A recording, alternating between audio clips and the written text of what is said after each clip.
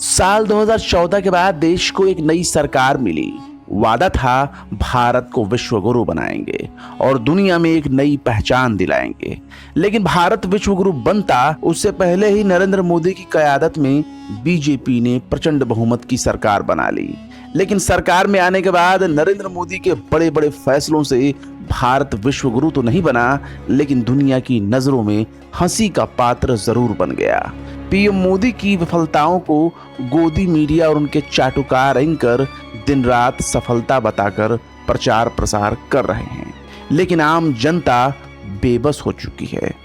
Corona के दौर में पीएम मोदी ने चुनावी रैलियों का तांता लगा दिया। बड़े बड़े स्टेडियम बन गए, बड़ी बड़ी मूर्तियां बन गई। राम मंदिर की इबारत भी इसी कोरोना काल में लिखी गई। तबलीगी जमात तो कोरोना बम और कोरोना जिहाद का नाम देने वाली गोदी मीडिया फिलहाल कोरोना का हॉटस्पॉट बन चुके कुंभ पर बोलने को तैयार नहीं। उसकी जबान सिल जाती है। बंगाल में बीजेपी की चुनावी रैलियां चलती रहीं, लेकिन पीएम मोदी के माथे पर एक शिकन तक देखने को नहीं मिला। अब जनता पूछ रही है, अस्पताल कहां है, बेड कहां है, ऑक्सीजन, वेंटिलेटर और दवाइयां कहां है? तो मोदी सरकार बगले झांक रही है। ऐसे में पीएम मोदी अपने एक पुराने बयान की वजह से सोशल मीडिया में गुस्साए लोगों के निशाने पर आ गए हैं। दरअसल नरेंद्र मोदी ने साल 2014 में चुनाव के दौरान एक ट्वीट किया था, जो ट्विटर के तहखाने से निकालकर लोग प्रधानमंत्री नरेंद्र मोदी से सवाल पूछ रहे हैं। नरेंद्र मोदी ने 29 अप्रैल 2014 को अपने एक ट्वीट में तब के प्रधानमंत्री डॉक्टर मनमोहन सिंह पर निशाना साधते हुए लिखा था कि भारत को एक मजबूत सरकार की जरूरत है। मोदी को कोई फर्क नहीं पड़ता, मैं वापस जा सकता हूं और एक चाय का स्टॉल भी खोल सकता हूं, लेकिन देश और तकलीफें नहीं झेल सकता। इस ट्वीट को निकालकर लोग कह रहे हैं अब वक्त आ गया है कि पीएम मोदी को इस्तीफा दे देना चाहिए और वापस जाकर चाय की दुकान खोल लेनी चाहिए। एक ट्विटर यूजर हंसराज मीणा लिखते हैं, मोदी जी तत्काल इस्तीफा दीजिए और फिर से चाय बेचिए। वहीं दूसरी तरफ रवीश कुमार पैरोडी नाम के एक ट्विटर यूजर ने लिखा, मोदी वापस अपनी चाय की दुकान संभालिए जाइए। सुमित धीमान कहते हैं, मोदी जी ने देश को उस ऊंचाई तक पहुंचा दिया जहां ऑक्सीजन लेवल कम हो गया है।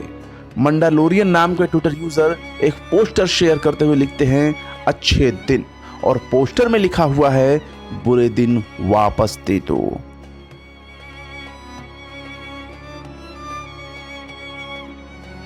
बहरहाल पीएम मोदी पहले ही कह चुके हैं कि आलोचना से उनको शक्ति मिलती है, लेकिन गोदी मीडिया उनकी आलोचना और सवाल पूछने के बजाय उनकी ताजीम में झुकी हुई है।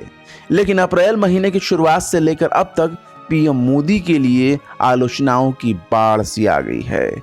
अपने नाकामियों का ठीकरा फोड़ने के लिए किसे बलि का बकरा बनाया जाए, शायद उसकी अभी तक तलाश जारी है।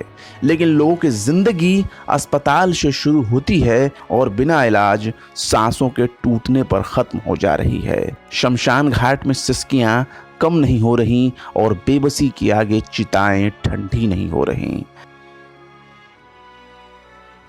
देश में पिछले 24 घंटों में कोरोना वायरस के 3,46,786 नए मामले सामने आए हैं, जो एक दिन में सबसे ज्यादा हैं। वहीं 2,624 लोगों की मौत हुई है, लेकिन ये सब आधिकारिक आंकड़े हैं, जिनका शमशान घाट में जल रहे लाशों से दूर दूर तक कोई वास्ता नहीं। फिलहाल नरेंद्र मोदी के इस पुराने ट्वीट के बारे में आप क्या सोचते हैं, कमेंट बॉक्स में जरूर बताएं। वीडियो पसंद आए तो लाइक करें, शेयर करें। बेबाक, निष्पक्ष और स्वतंत्र पत्रकारिता को सपोर्ट करने के लिए आप हमारे यूट्यूब चैनल टाइम्स मेल को जरूर से जरूर सब्सक्राइब करें। और हाँ, सब्सक्राइब करते वक्त बेल आइकन का घंटी वाला बटन दबाना बिल्कुल ना भूलें। इससे हमारे चैनल पर आने वाले नए वीडियो की नोटिफिकेशन आपको तुरंत मिल जाएगी। फिर मिलते हैं किसी और वीडियो में एक नई खबर के साथ। जय हिंद।